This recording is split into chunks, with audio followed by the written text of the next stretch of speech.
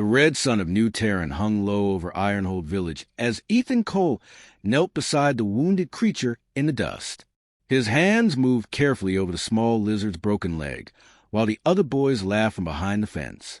"Look at him, playing nurse to a useless skittering," Marcus Reeves called out, his voice dripping with contempt. The older boys beside him joined in the mockery, their laughter echoing across the settlement's metal walls. Ethan didn't look up. He'd learned long ago that responding only made things worse. Instead, he focused on the tiny creature trembling in his palms. Its scales shimmered green and gold, and its round eyes watched him with something that looked almost like understanding. He could feel its fear, its pain, as clearly as if it were his own. The boys touched in the head. One of the hunters muttered, shaking his head as he walked past. 16 years old, and still playing with animals like a child. The skittering made a soft, chirping sound. Ethan whispered to it, his voice gentle. "It's okay. I won't hurt you. I'm going to help." He wrapped the small leg carefully with a strip of cloth torn from his shirt. The creature stopped trembling. Somehow, it knew he meant no harm. This was Ethan's secret, the thing that made him different. He could sense what the creatures felt. When they were angry or afraid or hurt, he knew it like he knew his own heartbeat. And somehow, they could sense his intentions too. It wasn't something he could explain, and he'd stopped trying years ago when the other villagers called him a liar. New Terran wasn't a kind world. The planet's wilderness was filled with predators that could tear through metal. Acid-spitting crawlers lurked in the forests. Razor Orcs circled overhead with talons like knives. The colony survived by being harder and meaner than everything around them. Gentleness was weakness. Compassion was a luxury no one could afford. Or so everyone said. Ethan released the skittering near the forest edge. It hobbled a few steps, tested its bandaged leg, then looked back at him once before disappearing into the undergrowth. A small smile crossed Ethan's face. That was enough. "Ethan!" His father's voice cut through the evening air like a blade. Thomas Cole stood at the door of their small home, arms crossed, his weathered face hard with disappointment. "Get inside. Now." The walk to the house felt longer than it was. Ethan could feel the eyes of neighbors watching from their windows. In a settlement of 300 people, everyone knew everyone's business. Inside, his father didn't sit. He stood by the window, looking out at the defensive walls that kept the wilderness at bay. "The council spoke to me today," he said quietly. "They're concerned about you." "I wasn't doing anything wrong," Ethan replied, keeping his voice steady. "You were wasting time on a creature that would be dead by morning anyway. Time you should have spent training with the other boys, learning to shoot, learning to fight." Thomas turned to face his son. "Your mother would have wanted you to be strong." The mention of his mother stung. She died 3 years ago during a Razorhawk attack while helping to defend the village. Everyone said she was a hero. Everyone said Ethan should be more like her. "I am strong," Ethan said softly. "Then prove it. Join Marcus's hunting party tomorrow. Show the village you're not a liability." Ethan's stomach tightened. Marcus's hunting parties were brutal. They didn't hunt for food. They hunted for sport, leaving trails of dead creatures in their wake. "I don't want to kill things that don't threaten us." His father's jaw clenched. "Then you'll never survive here. This world doesn't reward kindness. Boy, it rewards strength. The sooner you learn that, the better." That night, Ethan lay on his bunk and stared at the ceiling. Through the thin walls, he could hear his father moving around, the clink of weapons being cleaned. Outside, the night sounds of New Terran drifted through the settlement. The distant howl of something prowling the forest, the hum of the electric fence, the footsteps of guards on patrol. He thought about the skittering, probably huddled somewhere safe now, its leg healing. He thought about all the other creatures he'd helped over the years, the ones he'd pulled from traps and freed from nets and treated for wounds. They were just trying to survive, same as the humans. Maybe his father was right. Maybe kindness was weakness on a world like this. But deep in his chest, Ethan felt something else, a certainty he couldn't explain. That one day his compassion would matter. That one day, speaking gently to beasts would save more lives than violence ever could. He just had to survive long enough to prove it. The forest was quiet, too quiet. Ethan moved carefully through the thick undergrowth, his gathering bag half full of medicinal herbs. He'd told his father he was collecting supplies, which was true, but he'd also come hoping to find the creatures he'd helped before, to see if they were doing well. That's when he heard it, a sound that made his blood freeze. A low, rumbling growl mixed with something else. Pain. Deep, terrible pain. Ethan pushed through a cluster of purple ferns and stopped dead. There, caught in a massive steel trap, was something from nightmares and legends. A draconid. The creature was young, maybe the size of a cargo truck, with scales that shimmered like black glass in the filtered sunlight. Its wings were folded tight against its body, one of them bleeding where the trap's teeth had bitten deep into its leg.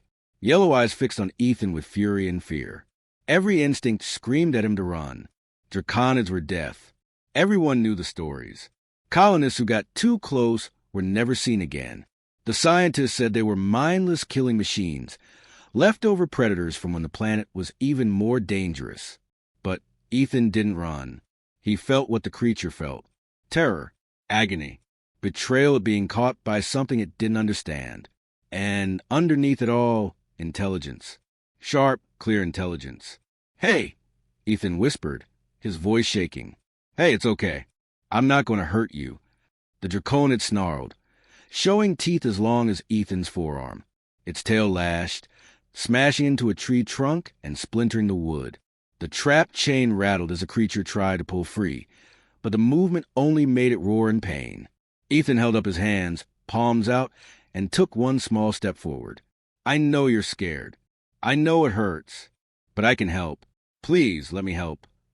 The creature's yellow eyes tracked every movement.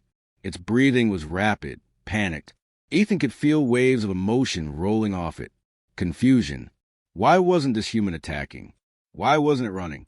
Another step, then another.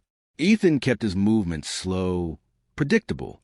He kept talking, his voice soft and steady. "I've helped others like you. Smaller ones, yeah, but the same idea. You're stuck and you're hurt, and you need someone who understands."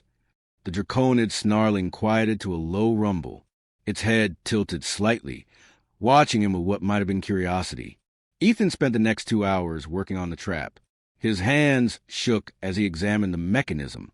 It was one of Marcus's illegal traps, the kind banned by the colony because they caused too much suffering.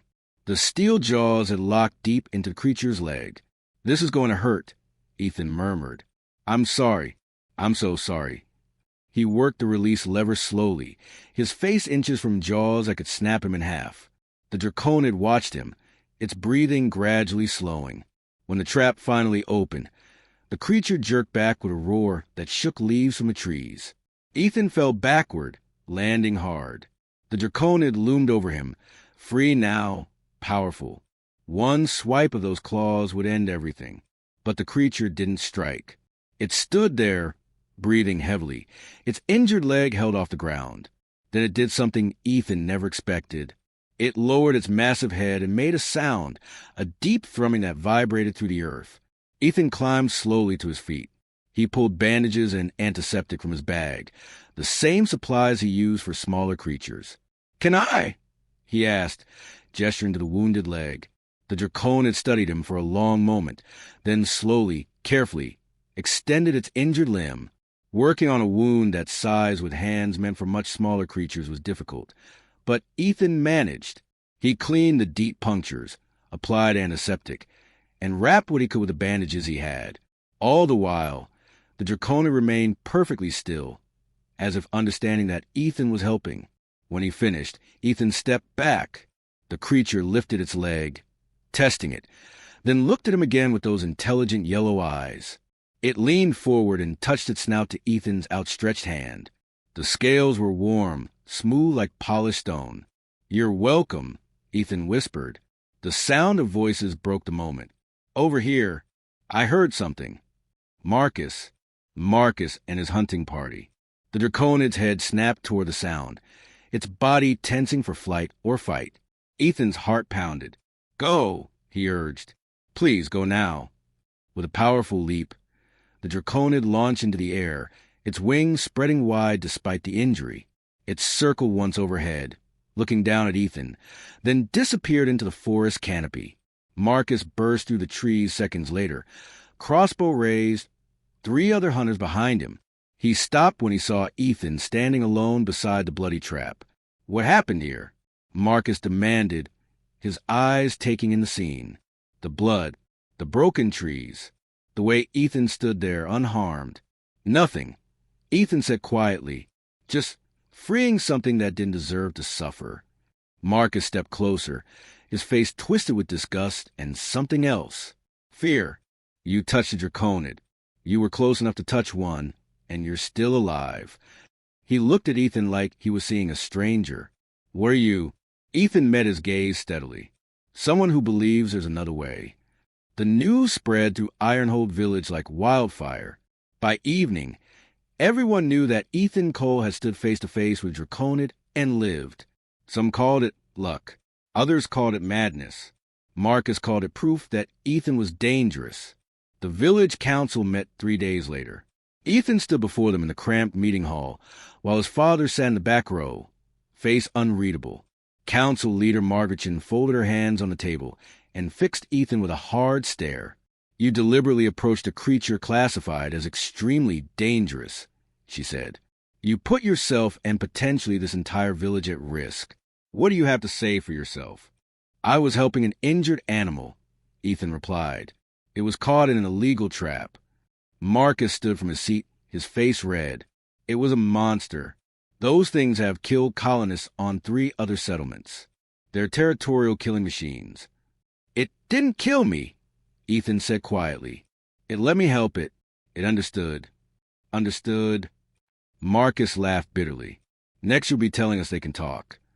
Before the council could respond, the meeting hall doors burst open. A woman in a corporate uniform strode in, followed by 2 security guards in black armor. Her badge identified her as Director Sarah Voss of the Helion Corporation.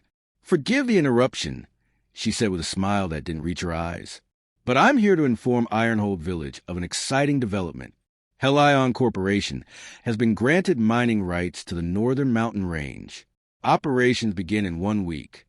The council chamber erupted in confused murmurs. Margaret stood. "The Northern Mountains? That's Draconid territory. We've kept our distance from that area for good reason." "Which is exactly why it's perfect for mining," Director Voss replied smoothly. "Rich mineral deposits, minimal human presence. Don't worry about the creatures. We have full authorization to clear any obstacles." Ethan's stomach dropped. "Clear? You mean kill them?" Director Voss barely glanced at him. "We mean secure the area for a profitable extraction, whatever that requires." She placed a data pad on the table. "Your village will receive a percentage of profits. Everyone benefits." That night, Ethan couldn't sleep. He slipped out after his father went to bed and headed into the forest. He needed to warn them somehow. The Draconids had to know danger was coming. He found a young Draconid he'd helped before near a stream. Its leg had healed well, and it recognized him immediately, making that deep thrumming sound. But something was wrong. The creature seemed agitated, pacing back and forth. Then Ethan heard them. More Draconids, their calls echoing through the mountains. Not roars of aggression, but something else. Communication. Warning calls. The young Draconid spread its wings and took off, and Ethan found himself running after it, following through the dark forest until he reached a cliff overlooking a vast valley. What he saw took his breath away. Dozens of Draconids moved through the valley below. Massive adults, juveniles, even tiny hatchlings. They were gathering, circling around something. Ethan climbed higher to see better and realized what he was looking at. Nests. Huge nests built into the mountainside, each one containing eggs that glowed faintly in the darkness. This wasn't just territory. This was their home, their nursery. A deep boom echoed across the mountains. Ethan spun toward the sound and saw lights in the distance. The mining site. They'd started early, using explosives to blast into the mountainside. The Draconids below erupted in distress calls. Mothers rushed to their nests, shielding eggs with their bodies. The young Draconid beside Ethan roared, a sound of pure anguish. Ethan ran back to the village, his lungs burning. He had to make them understand. He found Sarah Chun, Margaret's daughter, and his only real friend, leaving the supply depot. "Sarah, I need help," he gasped. "The mining site, it's right next to the Draconid nesting grounds. They're going to destroy everything." Sarah's eyes widened. "Ethan, are you sure?" "I saw it. Dozens of them with eggs and babies. If Helion keeps blasting, they'll either destroy the nest or provoke the Draconids into attacking." They spent the rest of the night searching through old colonial records in the archive building. Sarah found a report from the first survey team, buried in files marked obsolete. It confirmed everything. Draconids were highly intelligent, extremely protective of their young, and capable of coordinated group behavior. "We have to show this to the council," Sarah said. But when they tried the next morning, Director Voss was already there, assuring the council that Helion had everything under control. Margaret listened to Ethan's plea, but shook her head. "I'm sorry, Ethan. The contract is signed. The corporation has legal authority. There's nothing we can do." That afternoon, another explosion rocked the mountains bigger than before. This time, the blast triggered something catastrophic. Ethan watched from the village walls as part of the mountain collapsed, sending a massive rock slide toward the valley below. The slide hit the river, damming it instantly. Water began pooling, rising, seeking a new path. And that path led straight toward Ironhold Village. Worse, the explosion had disturbed something else. A dark cloud rose from the eastern ridge, thousands of shapes moving as one. Razorhawks. A whole swarm of them, driven from their roosts by the blast, angry and looking for targets. The alarm sirens began to wail. Marcus ran past, shouting orders to hunters, everyone to defensive positions. "We've got minutes before they hit." Ethan stood frozen, watching the twin disasters converge on his home. Water rushing down from one direction, Razorhawks diving from another. The village defenses weren't built for this. And in the mountains beyond, he could hear the Draconids roaring. Ethan didn't think. He just ran. While everyone else rushed toward the village defenses, he sprinted in the opposite direction, toward the forest, toward the mountains, toward the Draconids. "Ethan, stop!" Sarah's voice called behind him, but he couldn't stop. Not now. His legs burned as he climbed the steep path. The sounds of chaos grew behind him, the screeching of Razorhawks, the shouts of villagers, the roar of water breaking through barriers. His people were about to die, and it was all because humans had refused to understand, refused to listen. He reached the cliff overlooking the nesting valley, gasping for breath. The Draconids were in chaos, mothers trying to move their eggs to safety, juveniles crying out in confusion.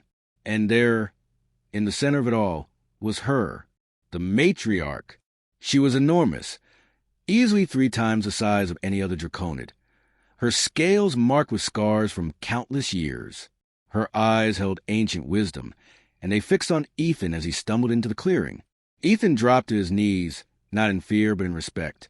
He spread his arms wide, leaving himself completely vulnerable. "Please," he gasped. "Please, I need your help. My village, my people, they're about to die. But it's not just them. If they die, more humans will come. More violence. More destruction. This is to stop." The matriarch moved toward him, each step shaking the ground. The other Draconids watched in silence. She lowered her massive head until her snout was inches from Ethan's face. He could feel her breath, hot and smelling of sulfur and stone. Then something happened that Ethan would never be able to explain. A connection, deeper than words, deeper than sound. Images flooded his mind. The Draconids weren't mindless beasts. They were a civilization, beyond measure. They had watched humanity arrive on New Terran with curiosity and hope. They had waited for humans to reach out, to communicate, to understand. But humans had only brought guns and traps and fear. Until Ethan, the first human to approach with genuine kindness, the first to see them as equals. The matriarch pulled back and released a roar that split the sky. It wasn't a roar of aggression. It was a call to arms. All across the mountains, Draconids answered. They rose from caves and cliffs, from valleys and peaks. Their wings spread wide, blotting out the red sun. Dozens of them, perhaps 100, all taking flight at once. The young draconid that Ethan had first saved landed beside him. It lowered its shoulder, and somehow Ethan understood. He climbed onto its back, gripping the ridge of scales along its spine. They flew. The wind tore at Ethan's clothes as they soared over the forest. Below, Ironhold Village looked tiny and helpless. The floodwaters were nearly at the outer walls. The Razorhawk swarm circled overhead like a black tornado, beginning their dive. Marcus and the hunters fired their weapons from the walls, but there were too many Razorhawks. Too much water. They couldn't fight both. Then the Draconids arrived. They hit the Razorhawk swarm like a meteor storm. The sky erupted in scales and feathers and fury. Draconids were larger, stronger, their jaws snapping through Razorhawks with terrible efficiency. The smaller predators scattered in confusion, unable to coordinate against the organized assault. On the ground, villagers screamed and pointed as Draconids descended. They thought they were being attacked from a new direction. Panic spread through the defenders. No! Ethan shouted as his Draconid landed in the village center. He leaped down, standing between his people and the creatures. They're here to help. Let them help. 3 massive Draconids moved past the stunned humans toward the flood wall. They positioned themselves at the breach points, using their enormous bodies as living barriers. Their tails swept dirt and rocks, building up the defenses. Other Draconids dug trenches with their claws, redirecting the water away from the village. Marcus stood frozen on the wall, his crossbow hanging forgotten in his hands. A Razorhawk dove at him from behind, talons extended. He'd never see it coming. The young Draconid that Ethan had saved shot upward, intercepting the Razorhawk mid-dive. They tumbled through the air in a tangle of wings and claws, crashing into ground just feet from Marcus. The Draconid stood, the dead Razorhawk in its jaws, and looked directly at the hunter who had mocked Ethan for showing kindness. Marcus's weapon fell from his hands. The battle raged for what felt like hours, but was probably only minutes. Villagers watched in stunned silence as Draconids fought to protect them. Sarah was the first to move. She grabbed a bucket and started helping direct water away from the homes, working alongside a Draconid who was doing the same with its tail. Others followed her lead. Children carried supplies. Men and women worked beside creatures they'd feared their entire lives. The fear hadn't disappeared, but something stronger had replaced it. Understanding. Purpose. Unity. The matriarch landed in the village square, and Ethan walked to stand beside her. His father emerged from the crowd, staring at his son standing fearlessly next to the massive creature. A piece of debris, loosened by the earlier explosions, broke free from a building above. It fell straight toward Ethan. The young Draconid moved faster than seemed possible, spreading its wing over him like a shield. The debris crashed into the wing, and the Draconid grunted in pain, but didn't move until the danger passed. Ethan placed his hand on the creature's scales. "Thank you," he whispered. The last of the Razorhawks fled. The water found new channels away from the village. Slowly, the chaos settled into an exhausted quiet. Humans and Draconids stood together amid the wreckage, breathing hard, covered in mud and blood. They had survived. Together. The morning sun rose over Ironhold Village, painting the damaged buildings in shades of gold and orange. Ethan stood in the center of the square, exhausted beyond words, with the Draconid matriarch on one side and his village on the other. No one spoke. The silence stretched long and heavy. Then Marcus stepped forward. His armor was dented, his face covered in scratches, but he walked with steady purpose until he stood directly in front of Ethan. For a moment, Ethan thought the hunter might strike him. Instead, Marcus dropped to one knee. "I was wrong," Marcus said, his voice rough. "About everything. About you. About them." He looked up at the matriarch, then back at Ethan. "You tried to tell us. You showed us a better way, and we called you weak. I called you weak."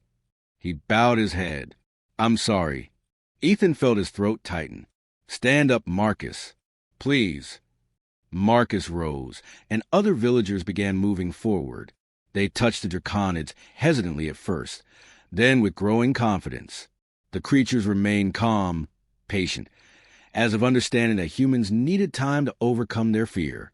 Ethan's father pushed through the crowd. Thomas Cole had tears in his eyes as he pulled his son into a fierce embrace. "Your mother would be so proud," he whispered. "I was a fool. True strength isn't about how hard you can hit.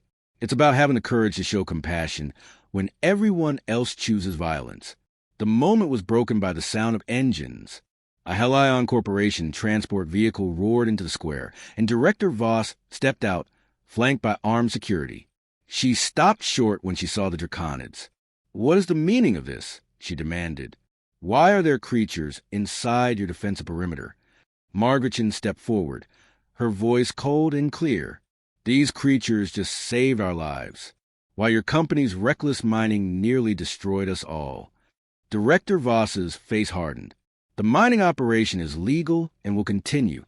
These animals need to be removed from the area, permanently if necessary." The matriarch rumbled, a sound so deep it vibrated through everyone's chest. The other Draconids moved closer, forming a protective circle around the villagers. The message was unmistakable. "Here's what's going to happen," Margaret said, her voice steady despite the tension. "You're going to shut down your mining operation. You're going to leave this planet. And you're going to explain to your corporate bosses why you nearly caused an interspecies war through sheer arrogance." "You can't order us to leave," Voss snapped. "We have a contract." "You have a death wish," Marcus said flatly, standing beside Margaret. "These creatures could have killed us all yesterday. Instead, they saved us. But if you threaten their nest again, I guarantee they won't be so forgiving. And this time, we'll stand with them." The security guards looked nervously at their weapons, then at the dozens of Draconids surrounding them. They weren't stupid. No amount of armor would save them if this turned into a fight. Director Voss's jaw clenched, but she stepped back toward her vehicle. "Corporate will hear about this. All of you." "Good," Sarah called out from the crowd. "Make sure you tell them about the part where you nearly killed an entire colony because you couldn't be bothered to do a proper environmental survey." The transport roared away in a cloud of dust. As it disappeared, the tension broke like a snapped cord. Someone laughed, then someone else. Soon the entire village was laughing, not from humor, but from relief and exhaustion, and the sheer impossibility of what had just happened. The days that followed were strange and wonderful. Ethan became the bridge between two species that had never truly communicated before. He spent hours with the Draconids, learning their ways, teaching them about humans. Sarah joined him, her scientific mind fascinated by the creature's intelligence and social structures. The village council officially named Ethan as the first bridge speaker, a new position created specifically for him. Children who had once mocked him now begged for the chance to meet the Draconids. Ethan taught them carefully, showing them how to approach with respect, how to read the creature's body language, how to project calm and peaceful intent. News of the alliance spread across the colonial network. Scientists arrived from other settlements, wanting to study this unprecedented cooperation. Some colonies began reassessing their own relationships with native species, wondering what else they'd misunderstood through fear. 3 months later, Ethan sat on the mountainside, watching the sunset with a young Draconid curled beside him. Its wing had healed completely, leaving only a small scar. Below, he could see Ironhold Village, now expanded with new structures built in cooperation with the Draconids.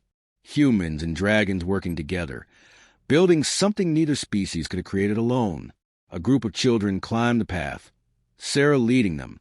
She'd become Ethan's assistant, helping teach the next generation. The children gathered around, eyes wide with excitement and wonder rather than fear. "Remember," Ethan told them as a young Draconid approached cautiously, "they're not pets or tools or monsters. They're people, just different from us. Treat them with the same respect you'd want for yourself."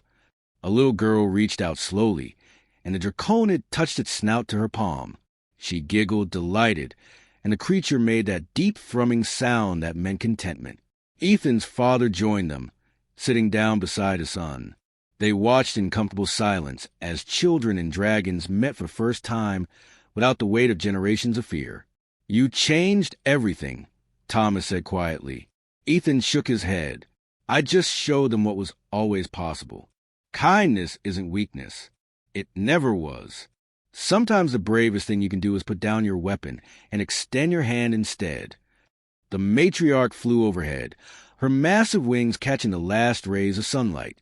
She called out, a sound that echoed across the mountains. The other draconids answered, and it sounded almost like singing. In the village below, humans and dragons prepared the evening meal together. Children played while their parents worked alongside beings they'd once called monsters. A new world was being born, built not on conquest or domination, but on understanding. Ethan smiled. They'd called him weak for showing compassion. But compassion had built bridges that weapons never could. And those bridges would carry both species into a future neither could have reached alone. The boy who spoke kindly to beasts had become the man who united two worlds. And it all started with one simple choice, to help a creature that was suffering, even when everyone said it was foolish. Sometimes, Ethan thought as the stars began to appear overhead, being foolish is the wisest thing you can do.